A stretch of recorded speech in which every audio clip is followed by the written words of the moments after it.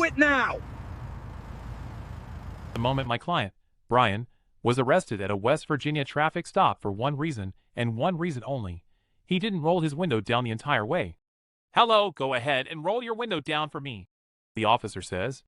Brian cracks it, but that's not enough for Officer Aaron Shrewsberry. "Roll the window down or you go to jail," he barks. No request for a license. No explanation of the stop. Just a raw, unchecked demand for total compliance. Why was he being like that? Because in that moment, it wasn't about public safety, it was about an ego trip. "Sorry, man, I was arresting a guy for being a godsucker. I love it," the officer later bragged. He didn't realize he was being recorded by the very device that would eventually cost him his badge. Welcome back to Justice Valley. Today, we're breaking down the final update on this federal civil rights lawsuit and the $62,500 settlement that followed. On January 31, 2022, Brian Beckett was just another man heading home from an industrial work site, driving north on West Virginia Route 19. It was 5:45 p.m. in Mount Hope, and he was tired from a long shift. Suddenly, he's pulled over by Officer Aaron Shrewsberry for speeding. But here is where the story splits in two.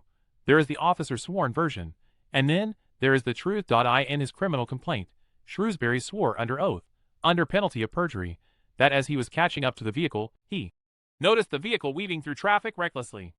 That is a heavy charge. Reckless driving can land you in a cell. But luckily for Brian, he had a dashcam that survived the encounter. When you watch that footage, you don't see weaving. You don't see recklessness. You see a man driving safely, minding his own business, right up until the moment his life was turned upside down by a badge and a lie. What makes this case truly terrifying isn't just a bad stop, it's who is behind the badge. You see, Officer Aaron Shrewsberry was completely uncredible from the very start. Before he ever laid eyes on my client, he had already been decertified as a police officer in West Virginia. Why? For dishonesty and willful falsification of information. While working for the Fayette County Sheriff's Office, think about that for a second.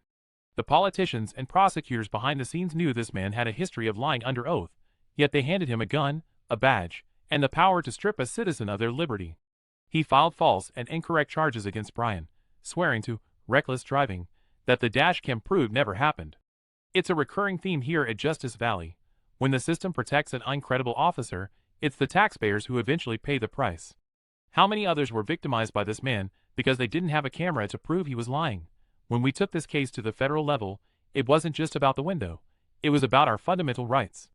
Officer Shrewsberry charged Brian with disorderly conduct because, as they walked back to the cruiser, Brian said, "This was expletive." Now, the officer might have had his feelings hurt, but the law is very clear on this. Under West Virginia's disorderly conduct statute, and reinforced by the U.S. Supreme Court in Cohen v. California, profane language directed at law enforcement is protected speech. The West Virginia Supreme Court warned back in 1988 that the freedom to verbally challenge police action is what separates a free nation from a police state.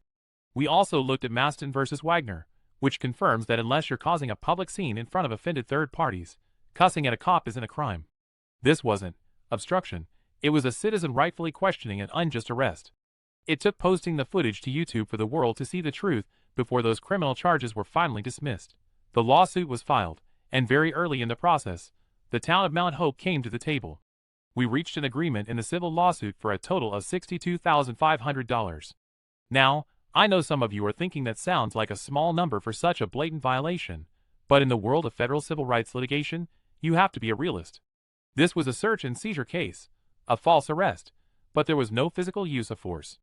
No broken bones, no hospital visits. When you look at prior settlements with similar facts, especially in West Virginia, you're often rolling the dice. A jury might give you $500, or you could walk away with nothing after years of expensive litigation. By settling now, the town did the right thing by the taxpayers, and my client got a fair amount for the 24 hours he spent in jail for speeding. When the government pays in excess of $25,000, you know it's a legitimate case of misconduct. At the end of the day, this final update is a victory for every driver in West Virginia.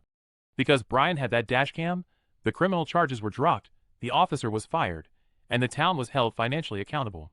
Think about how often this happened before everyone had a camera in their car, where it was just one citizen's word against a sworn statement from an officer with a history of dishonesty. This case proves that exposure to the public, and exposure to you here at Justice Valley, is often the only thing that keeps the government honest. This is the final update on the Brian Beckett case.